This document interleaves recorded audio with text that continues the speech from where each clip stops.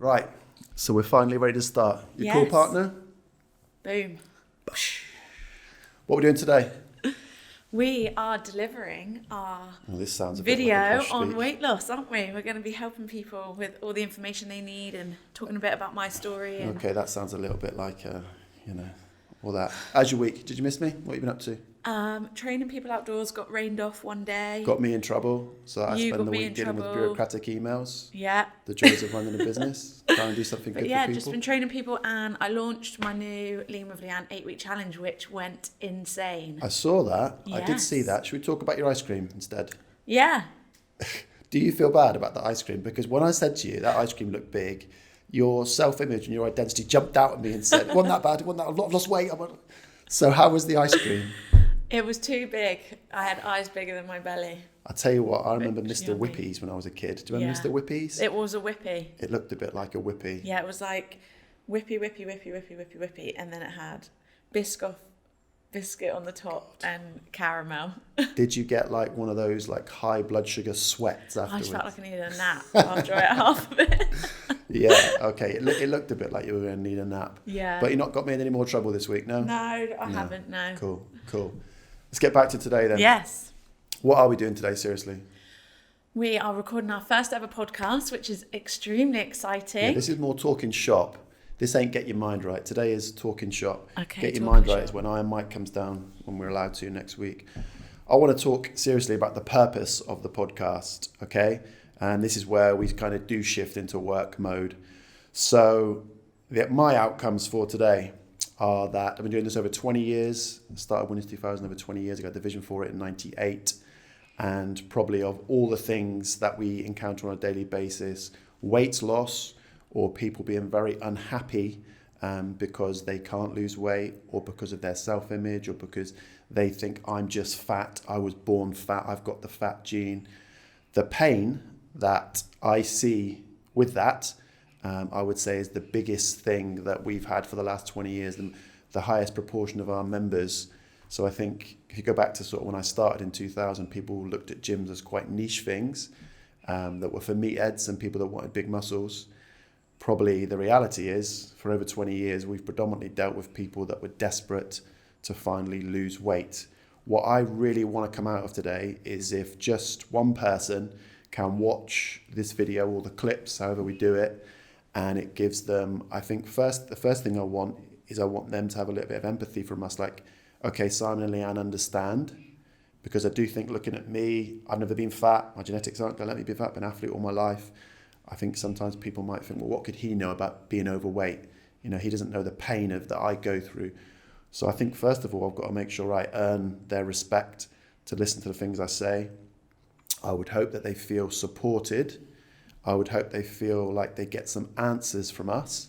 And that's where this might get a bit technical and a bit in depth. But I would, more than anything, my outcome is that over the last 20 years, I've worked with thousands of people that were overweight, whatever term we want to use. And it was great to be able to help them. I hope that today helps them. I hope they watch it and they realize I wasn't born fat. I've just got habits, routines, and strategies which are being driven by an identity that ain't serving me. I can change it right now. I hope they watch me and you talk for England and that they think I can do this. Yeah, what about definitely. you? What's your outcome? Why are we doing this?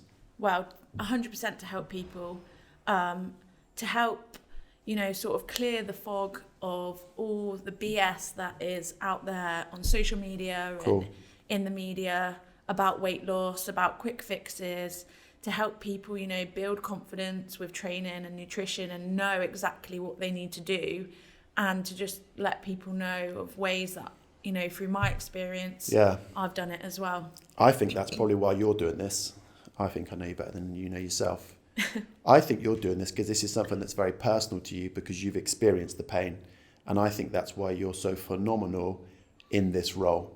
And I think my guess is that when people watch this, they might relate more to you than they do to me, because I might sound like a little bit geeky at times, and it might appear like, what could that guy possibly know? I think you're doing this because you've experienced the pain, and your pain's become your strength in that it's become your fuel to drive you to find any woman or man, let's not get sexist with this, who is unhappy. In my experience over 20 years, people that are struggling with their weight are generally unhappy. Yeah, and 100%. I hate that. I want to take it away. Okay, that's our purpose. Why the hell should they listen to us? Why should they listen to us? Let's get this straight.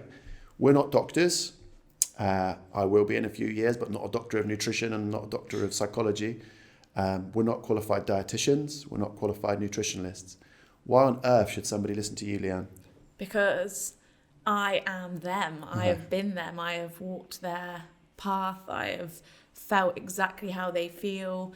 I've tried every single crap diet on the market and failed. And calorie restriction, Slimming World, Atkins. Continued to be in that cycle of gaining weight, losing weight, gaining weight, losing weight, and never figuring out why. And I think based on that experience, I've been lucky enough to work with some incredible people here at Winners, including yourself, who have educated me on, the basics and gone into depth and shown me exactly what you have to do to get sustainable results, which is the key, because those diets, those things that you buy into because you're so desperate to see a result, 100%. They're not sustainable, and they just lead to more misery. I think that's a common trait in my experience. People that struggle with weight gain are vulnerable. That's one thing that we're going to come to in a minute. I think they're just desperate for answers. They're often embarrassed to ask for help. I think when I go back to the beginning of my career, I think that was one of the barriers. I think a middle-aged woman who was in her 40s with children and was 22 stone chatting to me when I was 23 when I started, probably there was no, she just thought, what the hell can he know? And she was embarrassed. So why do I think people should listen to me? So I first started studying natural medicine, holistic medicine in 96. I started working with a naturopath in 98. I'm definitely not a qualified nutritionalist. I'm not a doctor. Anything I say, I would welcome that people spend some time researching it. Am I very confident in the things I say? Yes, because anyone that's worked with me knows that if there isn't a scientific rationale for it, I don't say it. Everything that I say can be backed by science. The other thing I would say is that some science is directionalized and faulty and maybe not perfect. If I say something, there'll be a rationale behind it. I've worked with thousands of people, and help them to lose weight. We're gonna come on to what that term actually means in a minute. I think that weight loss or body recomposition is actually very simple. I'm not saying it's easy, but the process is actually really simple. Why should they listen to me? Well, I hope I earn their respect and I earn their trust as we're talking. And I hope that by the time they've watched this whole episode back a few times and they've taken some time to maybe check some things that I've said, that it gives them a lot of confidence. So that's why I think they should listen to me. But I think we have to do that thing, don't we, where you say, check with your doctor before you make a change. I think legally, I think I have to say that. There's something else I think we've got to do, more so me than you, because I can sometimes say things that appear blasé, aggressive. When I'm in a one-to-one setting with somebody, as we've done, I'm very happy to leverage pain, which I've done with you, and we'll come on to that. I think it'd be irresponsible in a podcast or a YouTube video to do that, because I think a number of people that might be watching this might be vulnerable, might be very unhappy, might have mental health problems.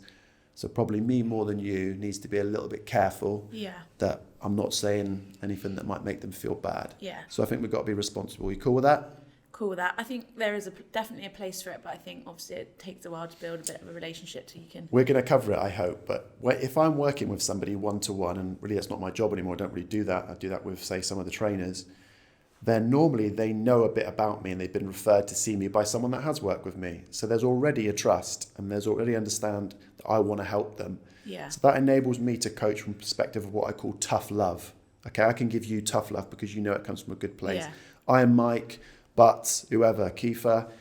If they send me something and say I'm feeling tired, and I can say, you soft sack of, they know that it comes from a good place. My point is, the viewers ain't going to know me and it might come across bad. So I just want to be really clear about that. Should we get into it? Yeah, come on. Do people want to lose weight and get weight loss, or do they want something else? Before I go into my long spiel, what do you think? I think generally people are just on a quest to be happy and be happy with themselves and what they see in the mirror and the life they lead that gives them the body that they are happy with. I mean, happiness is everything, really. And whether you're chasing a number on the scale or whatever it is. Yeah, we'll talk about scales, yeah. Yeah, that's just what everyone's looking for, isn't it? And there's a lot of pressure out there, and it's quite tricky. But it's our job to help them do that with whether that's weight loss or just improving their mindset. So let's take a very typical scenario, case study, client, whatever you want to call it. Say a woman was referred to me and I met her and said, hi, how you doing? What are the 3 most important things I could help you with? And she said to me, I want to lose weight. Yeah. The conversation I'd have with her would go something along the lines of, and again, depending on the type of relationship I had, how aggressive I would be, I would just say to her, well, don't eat for 3 days, you'll lose weight. Is that what you want? And she would look at me a bit funny and I would go, well, you said you want to lose weight. Yeah. And again, I wouldn't do this over the camera. My point is that people don't want to lose weight. What people want is they want a healthy, long-term, sustainable change to their body composition that allows them to look, to perform, and to function in a way that allows them, to use your word, to be happy. Yeah. For example, if somebody embarks on a very, very restrictive calorie diet, let's say, for example, that your set point, which we'll come on to, was 1,800. Somebody advised you to follow a 1,000 calories per day diet. Will they lose weight? Yes, they will. Okay, they'll lose weight. The majority of what they'll lose will be lean tissue, which actually in the long run is going to lower their metabolic rate, which is the complete reverse of what we want to do. Yep. Associated to that very, very restrictive calorie intake will be a number of emotions and moods, normally anxiety, fatigue, lethargy, short-tempered. What you tend to find is all of those things then not only impact them, they become introvert, they might avoid situations, but it starts to impact the people that are closest to them. Yeah. So when I say you want a long-term sustainable change that allows you to function in all these roles, I will immediately leverage with a mum something along the lines of how well she can, sometimes you see mums shouting at their kids because they're tired. And they know they're doing it because they're really tired, and maybe that's because their nutrition's not right. So I might play around and leverage some of those things. I think the first thing I want to get across to people is that it isn't weight loss, and excessive calorie restriction provides weight loss. You don't want to lose weight. What you want is to reduce your body fat. You want to change your body composition, but you also want a set of feelings and emotions that go with that. And they should not be anxiety. They should not be fatigue. They should be confidence. Okay. Yeah. They should be empowerment. Yeah. You should feel really proactive and driven. And that all comes from getting it right, as opposed to the Sunday Magazine 1,000 calorie or the Slimming Club. And I do not want to, that's something else I should have said.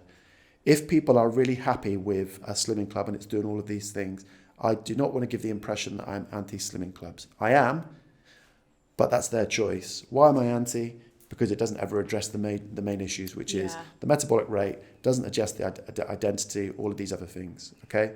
So I think what we're talking about today is how do people achieve long-term, healthy, sustainable changes to their body composition that allows them to look, feel, perform and function at their optimum. Yeah, 100%. Okay? That's what I'm going to talk about today, all right? There's one other thing that I wanted to say right at the start of this episode. Okay, maybe this can be the clip, the teaser clip, okay? In my experience, working over 20 years with thousands of people that were overweight, they say to themselves things like this: I'm fat. I can't lose weight. It doesn't matter what I do, I'll always be fat. I've got the fat gene. It's bullshit, okay? There is no fat gene. Nobody is fat.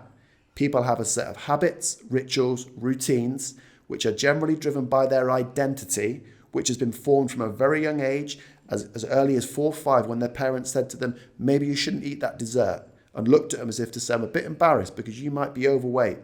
And then for the next 10 years, as they went through adolescence, their parents restricted their calories, the worst thing they could have done. Then what they did was they restricted their fat, even worse, and they gave them low-fat options and high sugars. Yeah. And that child grew through adolescence and became a teenager and went into their 20s, and their whole identity became, I'm just the fat person. It's all right for him. He's not fat. Yeah. That's bullshit, okay? That doesn't exist, apart from the outliers, 0.001% of people who might have some genetic condition that means they're predisposed to be slightly heavier. And even in those cases, you can change it. Yeah. If someone's watching this now and they think they're fat. You're wrong. You're full of shit. It's just your habits, rituals, and routines. And my advice would be, when you get to the end of the episode and you see all the contact information for Thatch and for Dean, for Doolan, for Paul, whatever, if you don't think you can do it, contact one of these guys. You'll make changes within 7 days, 14 days. Yeah. You'll start to feel better. You'll have more energy. I really want to get that across early in this. No one is born fat. It's just your habits, your routines, your rituals, your strategies. That's generally driven by your identity, which has probably come from being young and things that have been pushed 100%. On you. Getting picked last for the football team. Or what, not that happened to me. That is, what you've just said is literally, I can relate to that 100%. Not through like my parents or anything, but for me, I was overweight as a child and school was tough. And I was really badly bullied because of that. And I think when you are in a pattern through your teenage life of people calling you something, saying that you're fat, saying you're overweight, saying you're ugly, or whatever it is, like I was, it does become your identity. And even now to this day, sometimes, you go back to that headspace and you're like, I'm always going to be fat or whatever. Even if you're not, it's total, like you said, it's total disillusion or, mindset. But, so I can totally relate to that. If you go back, so obviously I've studied psychology, child psychology, and other bits and pieces. We can talk about Freud or whatever, but there are a lot of theories that the things that between the ages of 5 and 9 can leave a bit of a mark, and people will have different views about that. But that is a reality. As a parent and as someone that is very passionate about taking people's pain away, that's my career. I want to take your pain away. That's how I get my juice. I don't want a flash car, as you can probably tell. I don't want possessions. I have no use for them. I love the feeling of taking pain away. With my children growing up, I used to actually feel bad for some of in particular, my daughter's friends. And I can think of one girl in particular, obviously I won't mention any names or anything. She was a lovely girl, but she was a little bit overweight. And the parents were embarrassed. I'm not going to mention any names, and I'm not going to, because I don't, but I can remember watching and being perceptive as I am and feeling this girl's pain. We're talking about 7, 8, 9 years old, and how the parents were a little bit embarrassed because she was a bit overweight. And I would always sometimes try to offer a little bit of advice. But the typical strategy, I think, is that parents think, feed them less, give them less fat, which are the two worst things you can possibly do. But I think the little looks, like, the unspoken things when they're just looking at them, or they're perhaps looking at their stomach. Having had a son and a daughter go through all of those years, I remember my daughter being very self-aware, and I never hid, say to her, "Oh, what you been eating?" or whatever. So we kept it out in the open. We taught her strategies that, to control it, because my daughter could get fat if she had a lot of carbs. That's just the way she is. But I do think that it's drilled into children from a young age, and I hope we're not offending parents saying that, but if you're a parent and you've got concerns about your children's weight, like I say, it's not genetics or anything. They're probably just eating too much sugar, without getting into generalizations and macronutrient splits or whatever. But they're not fat, and please don't make them feel fat, and maybe encourage them to exercise, and please don't put barriers on them. Do you know what I mean? Let's not hold them back from the age of 5. Okay. Should we get into Lean with Leanne? Yes. Let's talk about me for a bit. Let's talk about this, baby. You've got this phenomenal program. You're definitely more on the shop floor with this than me. My job, I don't really work as much now one-to-one with people. If we went back to when, and we're going to come on to you in a minute, when we started to work together very closely, you were really clear about this sort of mission that you had, and it came again. Your pain was your strength. Yeah. You were really clear that what you'd encountered, you didn't want other people to. Tell me about Lean with, not Lean by, Lean with Leanne. Tell me about what the program is, and how it's helping people right now. So basically, my program online and in the gym is specifically aimed at people that are looking for help, obviously, to lose weight. However, I'm very passionate about educating these women in particular on how to do it, because, like I said, out of interest, is it all women, or do you get blokes? Or mostly women, yeah. I don't want this to be about just women. Yeah. The reality is, I think we both know, is that we tend to get more females talk to us about weight loss. Yeah, definitely. And Most of them, like me, have been in sort of like a yo-yo dieting lifestyle. They've all done slimming clubs and stuff, and they just keep losing, gaining. So my program is educational. It's built on teaching women the fundamentals of weight loss, i.e. calorie deficit, training effectively with progressive overload, you know, moving more, getting their NEAT up, rest and recovery, why sleep is important, the importance of protein and your BMR and your lean muscle tissue, all the stuff that you never learn when you're counting points or doing red days or green days. You know, I think it's important in my program that I tell them the truth about the scale, that sometimes, you know, when you get to a certain weight, the scale doesn't necessarily reflect your progression, and they need to learn more about hormones, about calories and training around their menstrual cycle and how it can affect them, the importance of hydration, and also mostly through my work with these women, I've now begun to learn and implement more about accountability, the psychology of, you know, stuff like binge eating and emotional eating and how you can come away from that. Have you made many of them cry yet or not? I have a few people You're cry. getting there, right? Yeah, You're getting there. It's getting there. Tough love. Good. But, you know, mostly the program is, you know, the bare line basics is I do not write a food plan. They need to learn how to do this themselves because, you know, moving forward for their life, I do not want to be writing them what they need to eat. 100%. They need to know that they can enjoy the odd treat here and there as long as it's accounted for. But you're talking about empowering them, aren't you? Yeah. You know, like I always say to people, I'll teach you to fish, not buy you a kebab. Yeah. Which is obviously from the Bible. And just, So it's about giving them the tools to, you know, implement daily habits, like you said, that give them great results, make them feel good, keep them motivated, keep them accountable, and they continue that journey for the rest of their life without having to get on the scales every week and have somebody tell them that they're not a great person because they've not lost weight this week or whatever. You sound like we sound like we're selling this now, don't we? Yeah, it is available now. Yeah. So before we sell 100 places for Lean with Leanne, I want to ask some questions.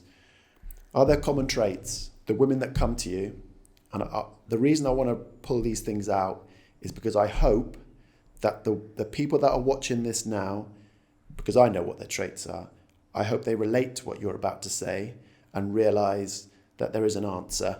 They're not fat, they're not stuck like this, and that they're not alone really, because it's a huge part of our business. People think we're a gym, but we really are weight loss specialists, you know, body comp specialists. What sort of traits do you get? What are the most common things that come to you? So 100% is ability to remain accountable with any sort of diet or exercise regime. When you say that, you mean they dip in and out of things, they've tried things and... Yeah, most of them are looking for a quick fix when they first come to me.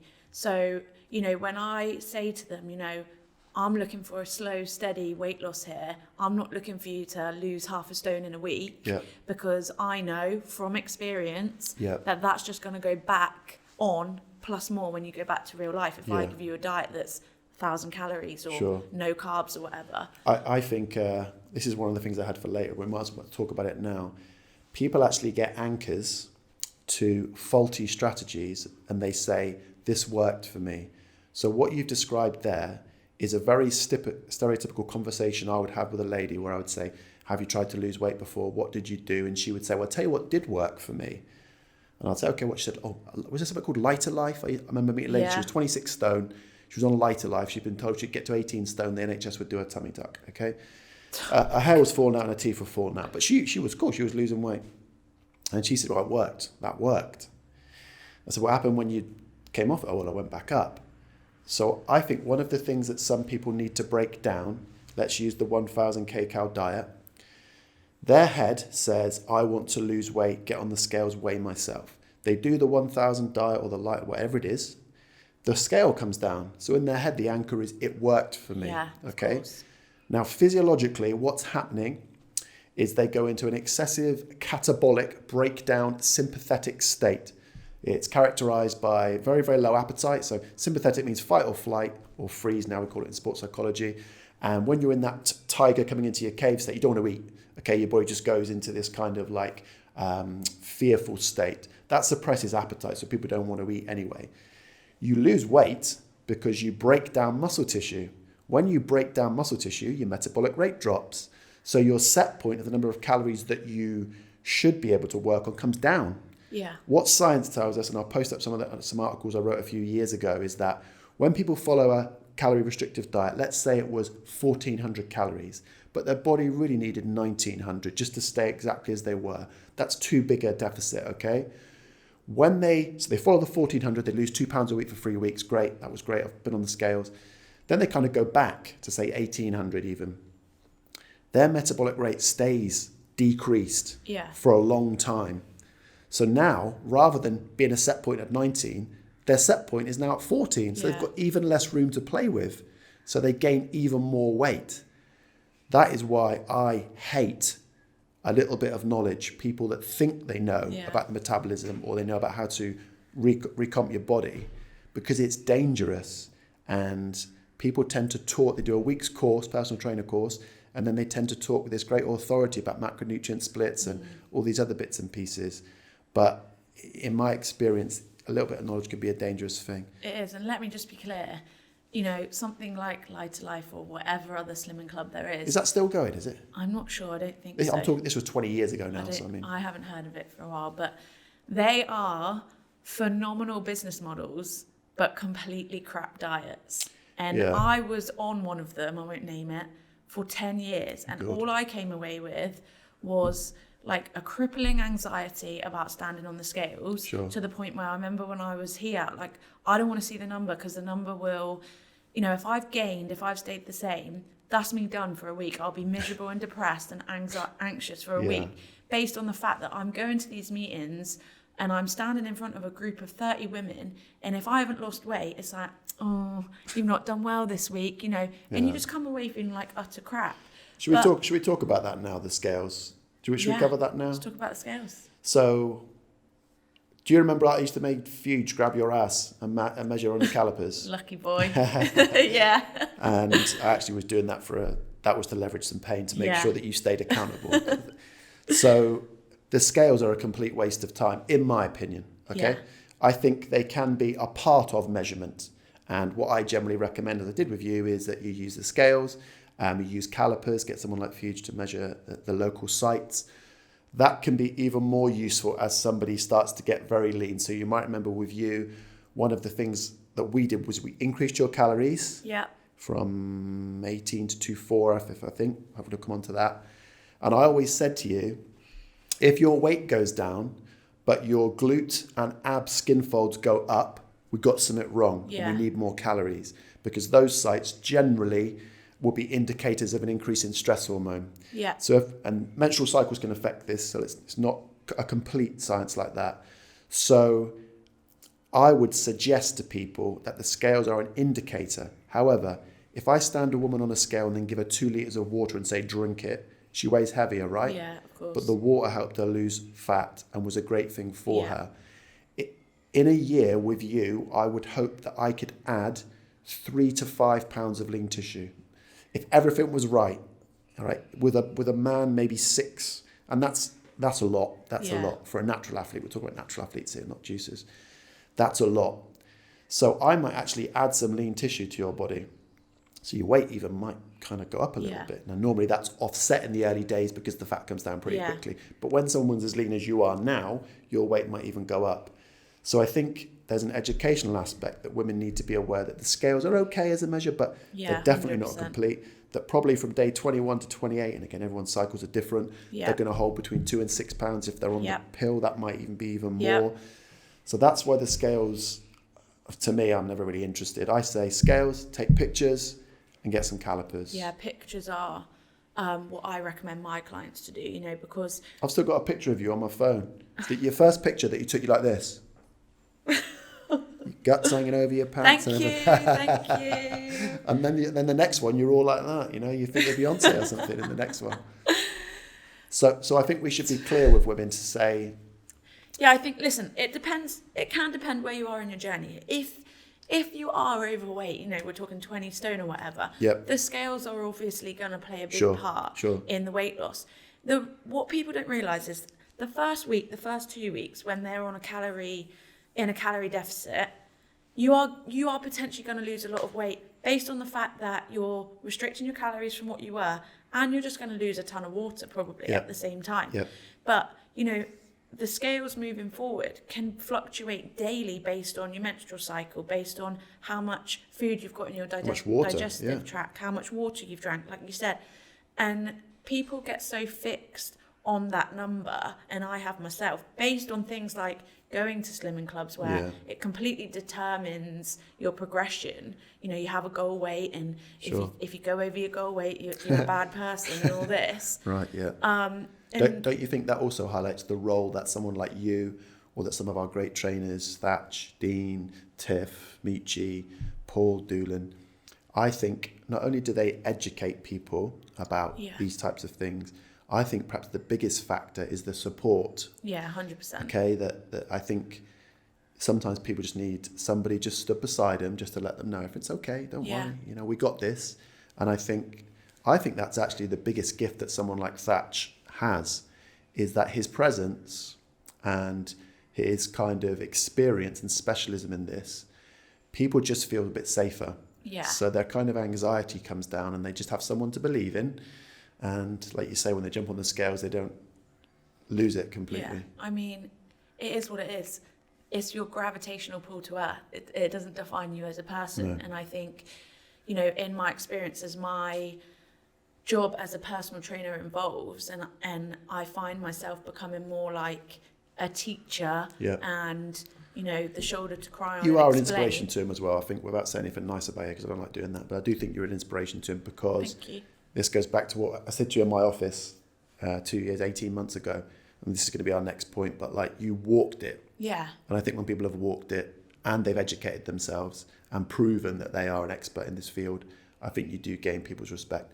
Could I ask you a little bit about the mental state of people that are overweight?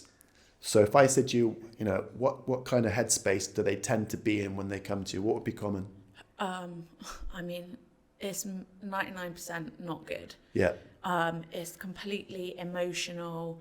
The amount of... You understand why I'm asking this? Because I want the people that are watching this that might feel like this now, I want them to realise there's nothing wrong with them, that thousands of people feel exactly the same, that one message, and I'm not trying to sell anything here, one message, or hopefully just the information we can give, it can all change tomorrow. It can all change. All you got to do is shoot a text, Paul, Doolan, Amy, whoever, it'll all change. Yeah. All right.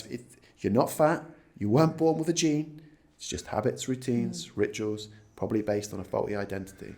Yeah. Most of the people that come to me, you know, the amount of self-loathing and negative, you know, internal dialogue. That kills me, that stuff. Kills me. I hate it. It is like, it breaks my heart to hear people like hate themselves that much. Like, they can't look in the mirror because they hate everything about themselves. They just cry when they put clothes on. Yeah. They won't go shopping because they just hate going in a changing room and trying on clothes.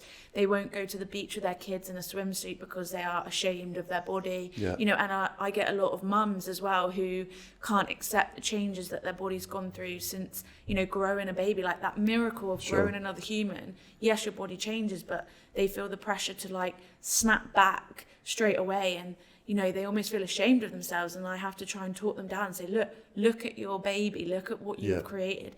We can deal with this, we can, in a slow and steady, healthy way. Yeah. But I need you to learn that this is okay, and we can learn how to make it better. It's not going to be overnight, but feeling ashamed of your body and that's you know, a horrible place to be. Yeah, it's just is crippling, and I get it. I 100% get it. I think this is actually one of the big points we need to pull out a little bit, is that in my experience, say if I meet 1,000 people that want to lose weight, 50% of them will be consciously aware that it's having an impact on their relationships. So they're perhaps being a bit moody, a bit short-tempered, and they take ownership of it.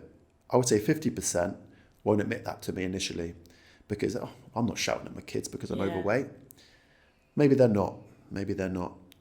In my experience, give it 6 weeks when they feel like they can trust me a bit more, they'll say to me, I've been so much nicer to my husband or wife. I've had so much more time for my children. And I think what I would say is that, like, if someone doesn't feel good about themselves, whether it be weight gain or any addiction or whatever it is, normally that's going to hurt the people closest to them. Yeah, 100%. Normally you take it out on those people. And I would advise people to actually recognize it. Why do I say that? And I want to be careful here because I said we've got to be responsible. Pain can be a great leverage. I did it with you, and I'm going to tell people exactly the ones because I knew your buttons. I could do it in. It took me about 3 minutes. But maybe it would be better to consciously just recognize, listen, my weight gain's become a problem, and it's now starting to impact other people. I'm going to leverage that. That's going to become a motivator for me to shoot the text, to make a few changes, to listen to what Leanne says or Thatch says or whoever, and it'll all be okay. Yeah. Okay, so... It works on the flip side as well. Like, when you're thinking about your goals, when you're thinking about what will make you happy, like, who else does it benefit 100%. At the same time? Like, when I'm thinking, you know, if I got 100 kg squat, and I post it on Instagram, who else is it going to benefit? Well, it's going to benefit me because I'm going to feel amazing that I've trained my ass off to achieve that squat. It's also going to benefit the 3,000 followers I have because they're all going to get inspired to get in the gym and do something. And, you know, I think, you know, weight loss and making yourself feel better and improving your self-worth is obviously going to improve the lives of your family, your employees, your friends, everyone that you come into contact. Because if you're a happier, more confident person, it just, you know, it affects everyone. So I suppose at this point as well, I thought to myself, like, I wanted to give some examples. And again, I'm not going to name any names. And these actual 2 examples are so long ago that who knows. So I can remember one lady who joined my gym in 2001. She was very, very overweight. She was clearly very nervous, very unhappy. I was very young back then. Was I 25 or whatever, something like that? But she put her trust in me. And I can remember sensing that something wasn't quite right, you know, at a pretty fundamental level. So to sort of shoot it forward, she was an easy fix. There was no problem at all. She cleaned her diet up, pretty standard, stopped eating as much sugar, ate more frequently, exercised in the gym. You know, nothing crazy. She said to me a few months later that her marriage was on the rocks and that they were actually having a period of separation and they were going to get divorced, and that the changes she'd made, losing a little bit of weight, just feeling a little bit better, their marriage was fine. I see this lady pretty frequently when I walk my baby around the village. So I don't say anything. I don't, you know, just sort of nod, hi, how you doing? But that gives me great juice in that I realise that the impact of something as simple as just being overweight, she could have gone left or right. Maybe if she joined another place, maybe she wouldn't have had these 2 wonderful children she's got. You know, who knows what would have happened. I look back on that and I think that weight gain tends to be a more serious problem because it tends to have kind of like... it's like the ripple effect, a ripple isn't it? effect. Yeah. That's a great way to describe it. Yeah. A ripple effect. And I think some people want to kind of avoid, oh no, it doesn't, it's stupid, I'm happy. Okay, cool, no problem. I don't think you are. Yeah. The second one that I had was a really interesting one where I had a lady in my Torquay gym, probably about 2003, I would have thought. And at that point, I'd been really into psychology, NLP. I was really trying to make myself more relatable to people that were overweight because obviously I didn't come across that I was that sort of person. She came, joined the gym, very typical, you know, very easy fix. Another one, you know, more protein, more fat, eat more frequently, lift weights, no problem, really excited. So one day she says to me, would you talk to my daughter? So I think I told this story at staff meetings before. So I said, yeah, cool, no problem. You know, what's your daughter's problem? And she says, I think my daughter's got real problems with food. So when people say that to you, particularly with a teenage girl, as this girl was at the time, you tend to think, yeah, that's an eating disorder, which I'm definitely not qualified to deal with. But she was a member of the gym, no problem at all, no problem at all. So she brought the girl to see me on a Thursday afternoon at 4:00. I know it was a Thursday because me and Luke were on duty. We were taking spinning that night, which we used to hate. And I was late for getting on shift 5:00 because we had to get everything set up. So she brought her to see me at about 4:00. And this girl came into my office in Torquay. And she was 16, I think, at the time. And she sat down in front of me. Her body language, she was hunched, she was nervous, she was overweight, she looked gaunt, you know, in her face, she just looked really unhappy. And I didn't even talk about food with her. We didn't talk about kcals, we didn't talk about macros. I talked to her about what things she was interested in the future. we just chatted very generally about the things she was interested in, what she thought, she was passionate about, and, what she wanted to do with her life. Didn't touch on anything. We had a really good discussion. Her physiology changed. She became excited about a few things. Never saw her again. Maybe 3 years later, I got a handwritten note. Very rare I get handwritten letters. It's normally a bad thing if I get a handwritten letter to the gym, to Torquay. So I open it thinking, oh God, he's complaining at me now. And it was a letter from this girl.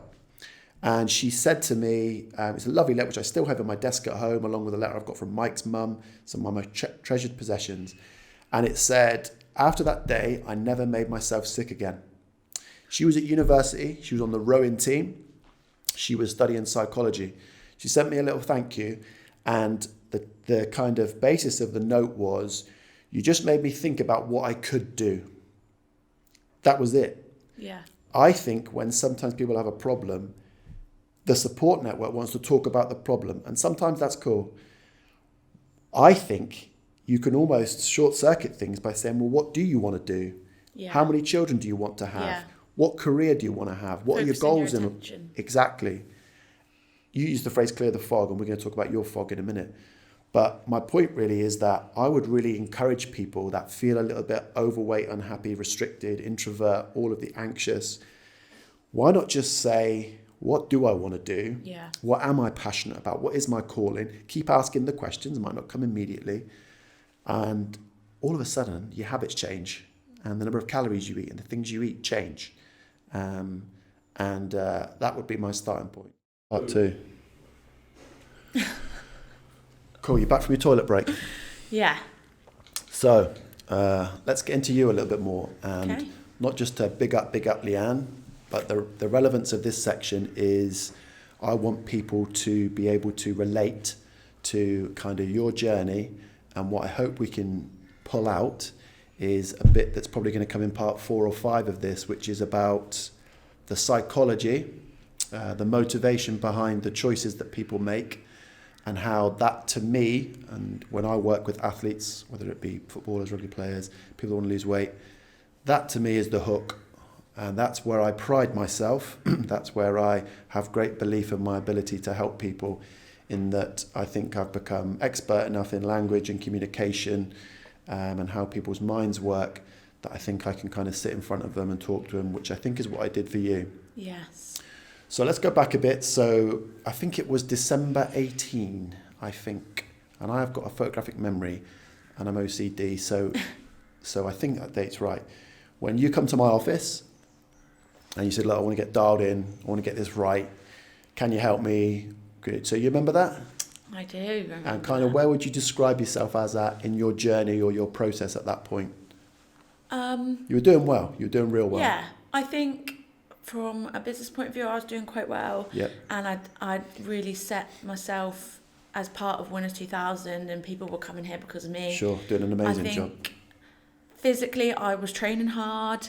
I was enjoying training, and nutritionally, I was eating healthy. I think the issue was it wasn't all coming together for me to achieve what I wanted to achieve. Sure. And I was sort of like in limbo with it, assuming I was doing the right things, but not feeling like I was getting where I wanted to be. So yeah, the one thing I'd like to point out there is I would say a number of people, not just women, who are working towards weight loss, it can be quite demotivational when they're putting in effort but they're not seeing the return. Yeah. That's something that I've noticed a lot, that people have tried a lot of things, put tons of effort, but they've been let down because the advice they got was just Sunday Magazine-ish, or it was 7-day personal trainer course, and it never really was going to work for them. Yeah. So I'd say you were in a good position, you were in good shape. Yeah. You probably just needed to use my phrase, flick the switch. Yes. Okay, so do you remember much about our meeting, about kind of how we sort of started to flick your switches?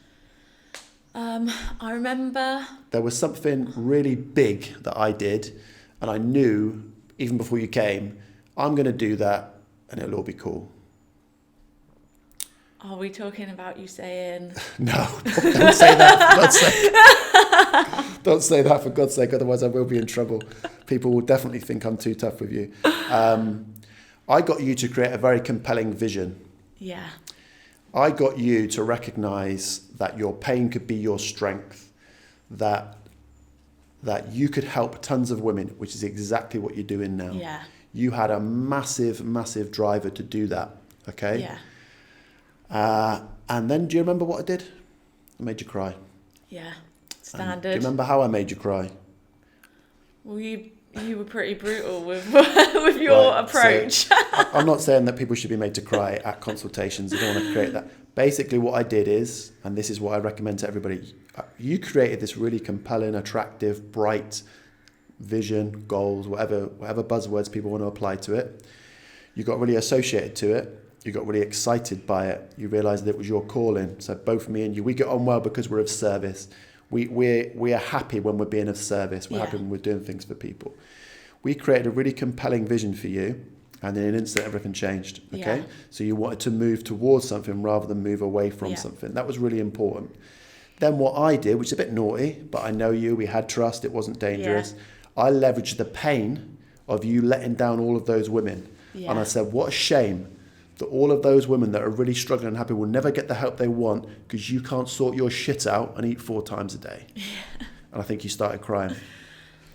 And then I kept going with it. Really? And then I kept going with it. And I kept going and I kept going and I kept going. Yeah. And I made you feel like when you were disorganized, you were letting those people down. Yeah. When you made excuses, you were letting other people down. Now, I don't raise this to make me sound like a hardo. I raise it because something that I've noticed about motivation over the last 20 years, which I really want to pull out, which is that people tend to be far more motivated when the goals involve other people. Yeah. When people are connected to a goal that is of service, whether it be to their family, to their children, to a group, to a population, whatever. Think about Bob Geldof and all that sort of stuff, People tend initially to be far more motivated when the goal is about helping somebody else. Yeah, 100%. We made your physique and your change about helping the people that you're helping now. And I said, how can you help them if you can't help yourself? So sort your shit out. Yeah. Okay? That was the first thing we did. The second thing I did was I made you feel like you were going to let your husband down. Okay? And again, I'm probably going to get some people watching this thinking, what a nasty person. I just want to make it clear, you trusted me. Yeah. We were friends. Yeah. There was no problem. I was just stacking the leverage up. And I made you feel like, why does your husband deserve 50% of you? Why does he deserve you to be less driven, less positive, less outgoing than you are capable of being? Because every time you miss meals and make an excuse, you're going to stay at 50% of who you could be, not 100%. Yeah. So I stacked that.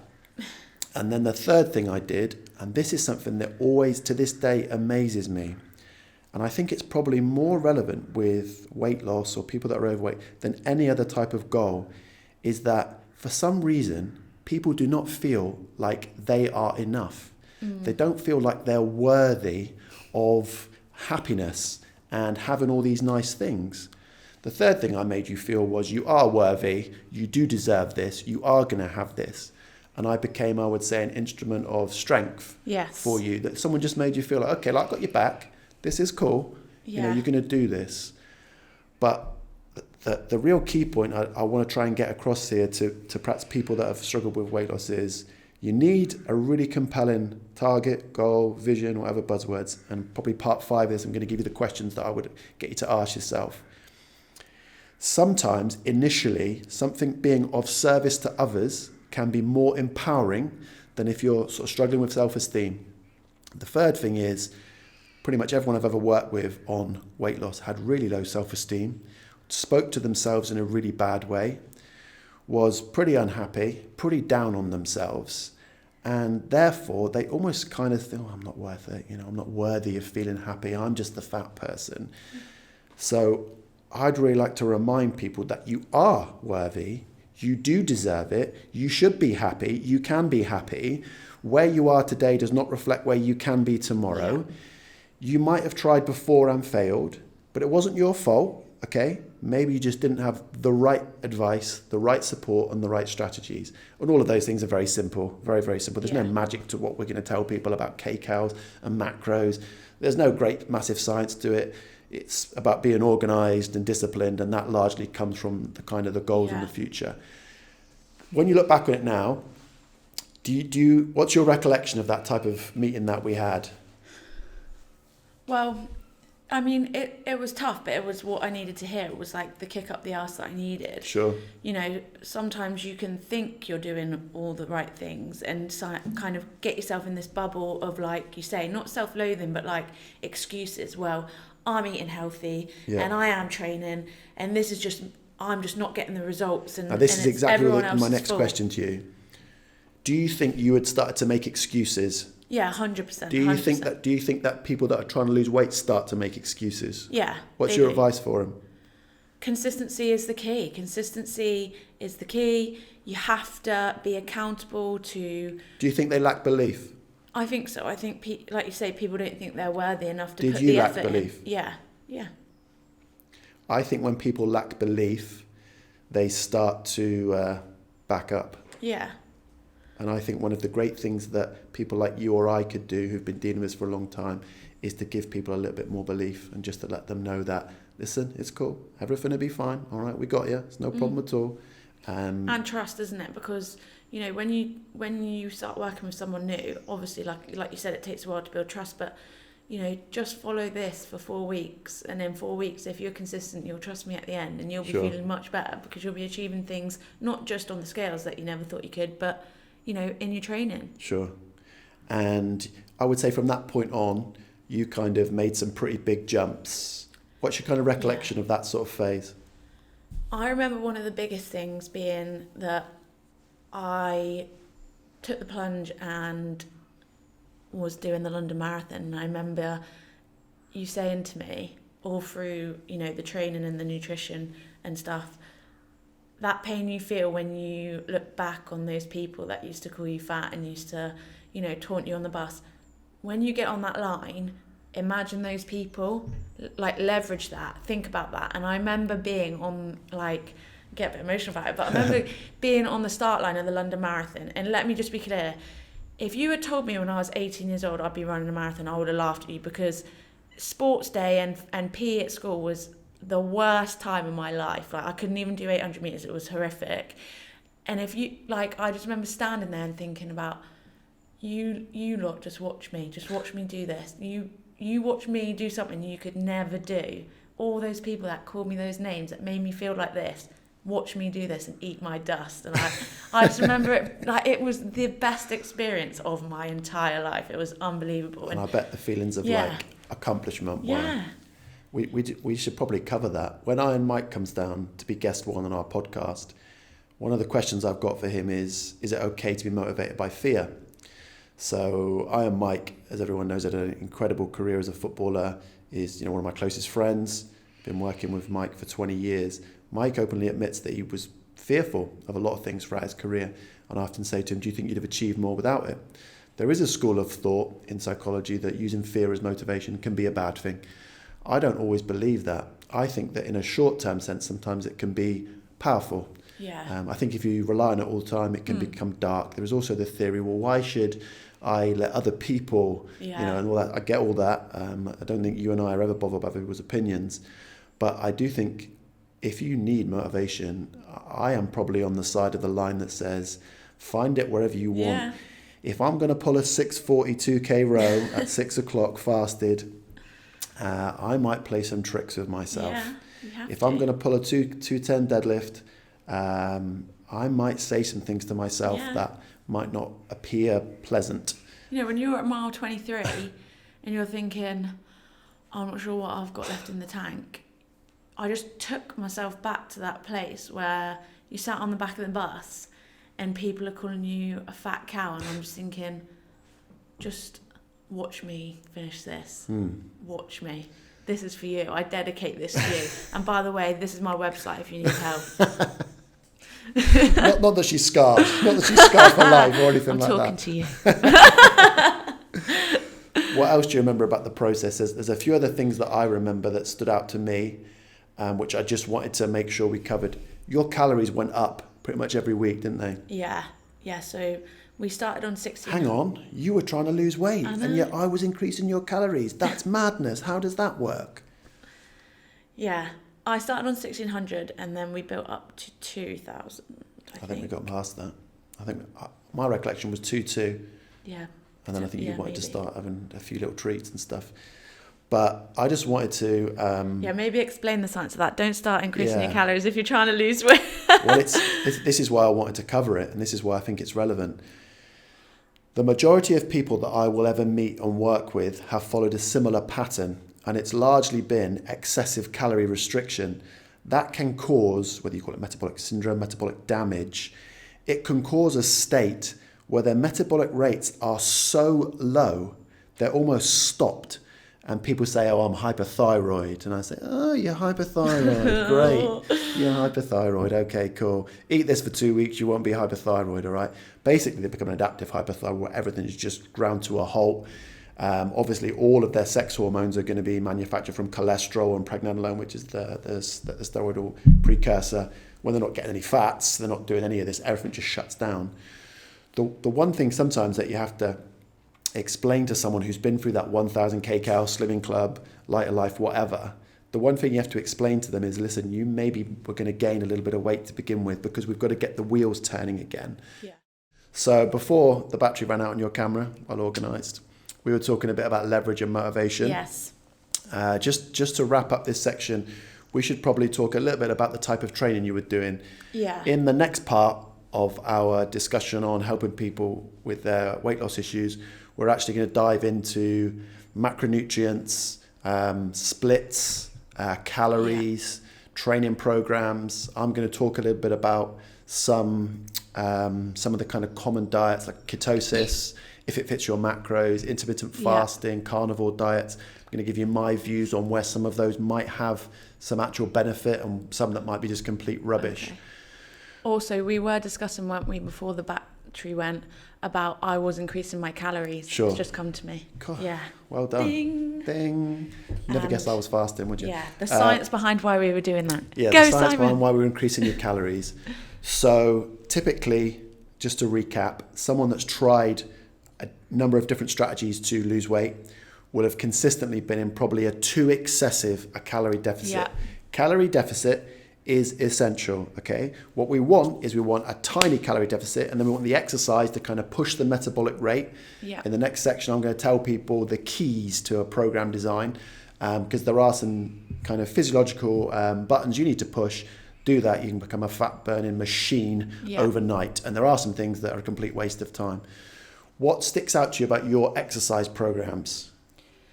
So I kind of went from sort of, just doing like a basic bodybuilding split, like legs, like push-pull legs, to something a little bit more dynamic. So I would have more of total body, 3 total body days.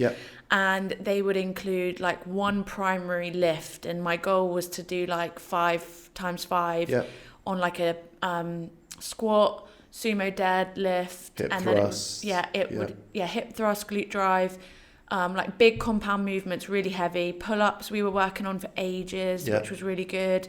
Increasing my bench, and then my supplementary work would kind of be like more high intensity, tough, like circuit type training, kind of with like wall walks and sled pushes. What we would call a strength circuit. And then at the end of it, I would have the really high intensity, like Tabata on the assault bike. Or fun finishes.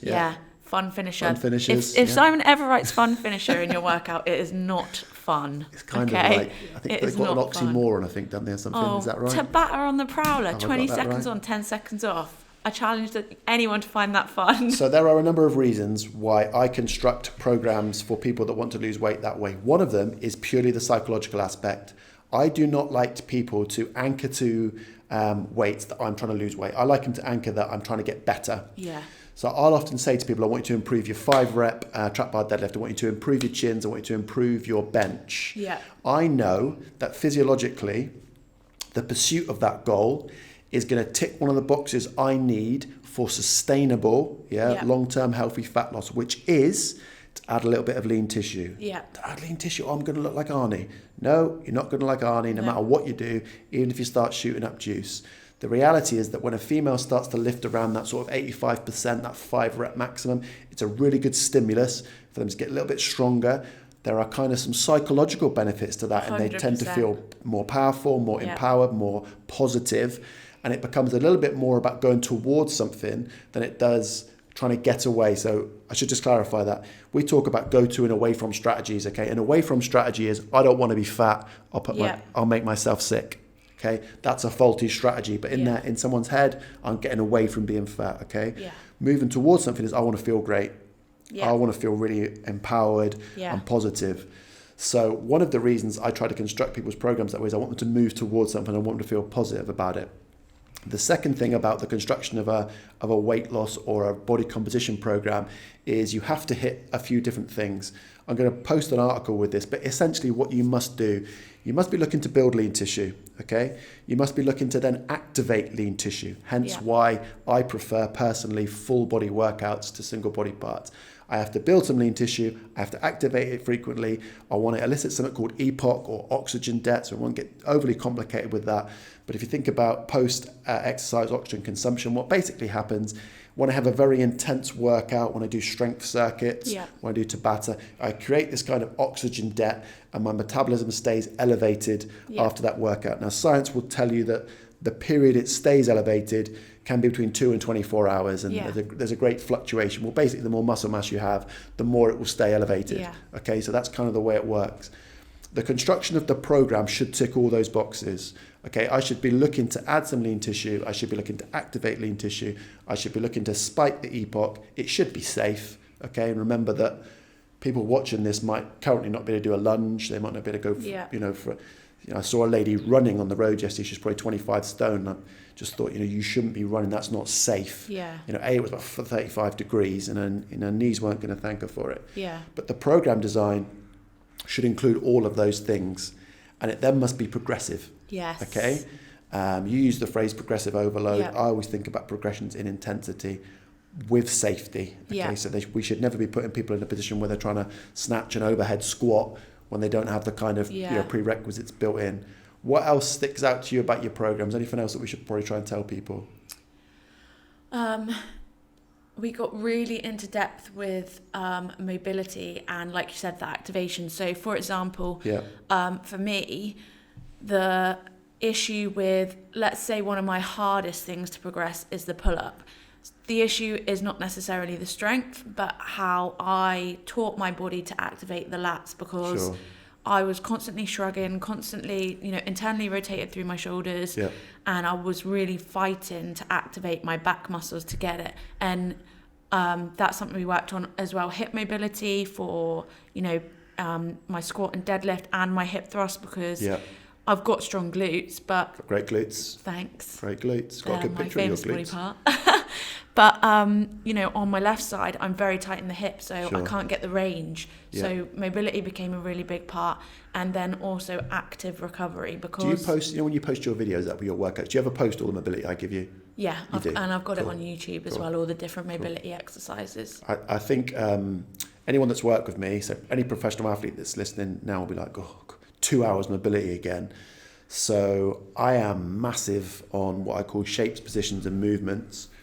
This is actually probably more relative to our performance podcast than it is to weight loss, but just to qualify it, when I say about safety, so you might join another gym and somebody might stick you under a barbell squat.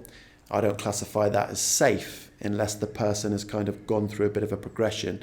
Often people will have limited mobility. That means they can't achieve a shape, position and movement they need to do in exercise.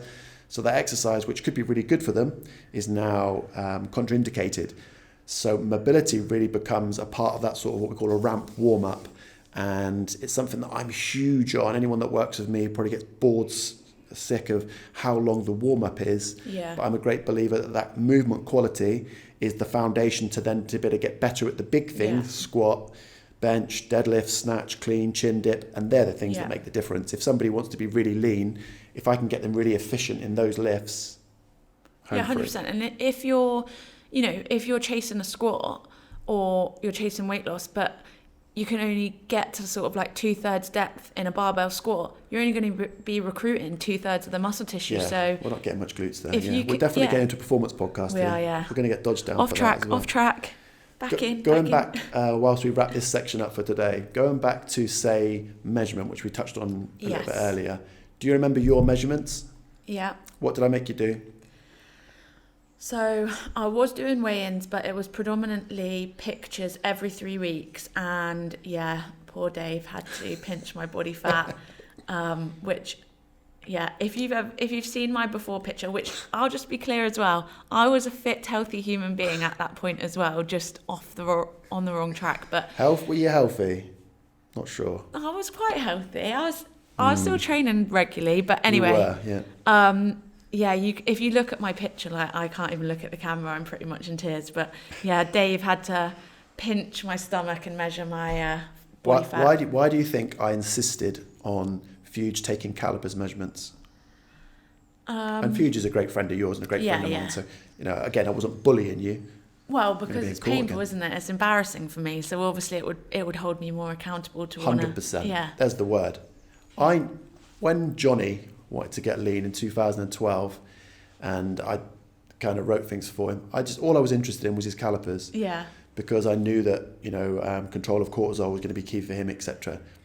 I think that line in the sand of knowing that Fuge or Thatch or whoever it is going to pinch your skin and give you a definitive measurement of what I think for you, the place where you were at, that's what you needed. Now, for someone at the beginning of their journey, that might be, I might just leave it, it's cool, no problem. But for you needed the accountability of knowing that I was going to text you on a Monday at about 8:30 and say, what was your calipers? Yeah. So throughout the week, if you ever did feel a little bit weak, or a bit excuses, which is what some people do. I certainly wasn't going to give any room for excuses. I'd have probably said to you, you want to quit? You're going to give up again? That's probably my approach. That polite, I'm trying not to swear. Barney said not to swear. But I knew you needed that level of accountability. Yeah. I'm not suggesting everyone does it. It might be too much. And going back to right at the start where we said we have to be responsible, that type of pressure on some people is a bad thing. Yeah. They're in a bad place. They need much more support. You didn't need an arm around your shoulder. You did need the kick up your ass. You wanted it. You had a really compelling vision. So at that point, using that form of measurement, I think was a really good idea for you. Definitely. And it's really rewarding when you are consistent. Well, so. your change was incredible, wasn't it? Especially on my back, it was insane. Yeah, your glutes changed mega. Yeah. And the other thing I'd just like to point out to people is that throughout that whole process, your calories kept going up and up and up and up. Why do I want to get someone's calories up? Why am I interested in doing that? It might seem completely counterintuitive. It gives you more room, okay? It gives you more freedom. Yeah. Your metabolic rate will be faster, so you'll feel better, have more energy. But it just gives you more room. So if you want to go out with your husband and have a big meal or whatever and have some fun with food, you can kind of get away with it if you can use 2-4 a day as opposed to 14 a day. Yeah. And that's essentially, and Dean Evans here, I know, me and Dean often talk about it frequently about, we want the window bigger. Yeah. Like I can get you 3,000 maybe. Yeah.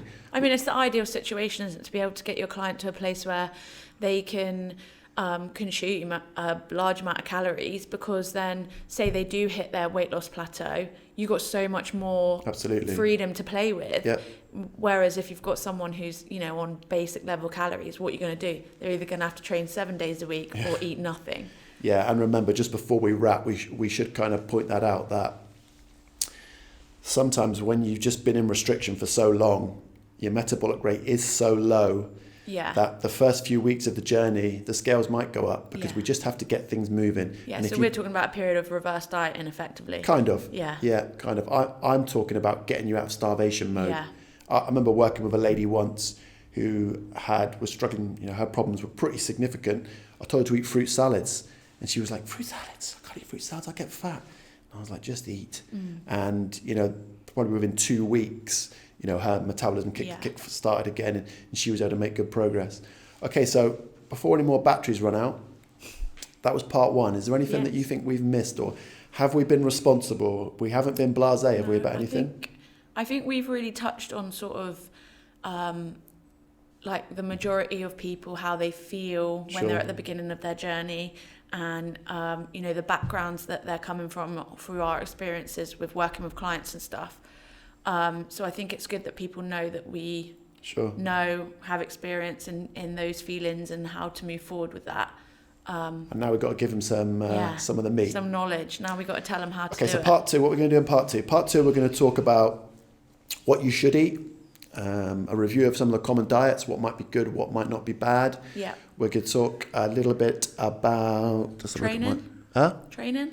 Even more about training. Oh, that'll be good fun. I can really geek off with that, can't we? What else we're going to talk about?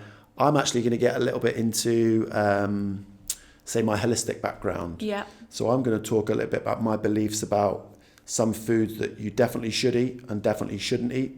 I'm going to talk about how to get kind of testing done so that you can get sort of empirical evidence about that. So that might turn a bit Totnessy and a bit geeky, and people might think I'm a bit weird with that. I'm going to talk a little bit about supplements, things that I think might be beneficial. And then probably the most fun part is hopefully we'll get into the questions. Yes. So sort of the questions that I would get people to ask themselves. For example, what do I really want? Yeah. Why do I want it? What is the gain for me? What's the cost for me? What 3 people in my life might this impact? And we're going to post those questions up because I hope that people might be able to use them to kind of get themselves going if they're not going to come work out with you. Cool. Anything else before we wrap, partner? You're starting to look a bit tired. Have I out-talked you? Yes. You see, like, I'm supposed to be the old one here. Well. And I've got all the energy. Do you know what I mean? Right. Good job today. Give us a fist bump. Thanks for tuning in, everyone. Right, part 2, as soon as Leanne sorts out some batteries.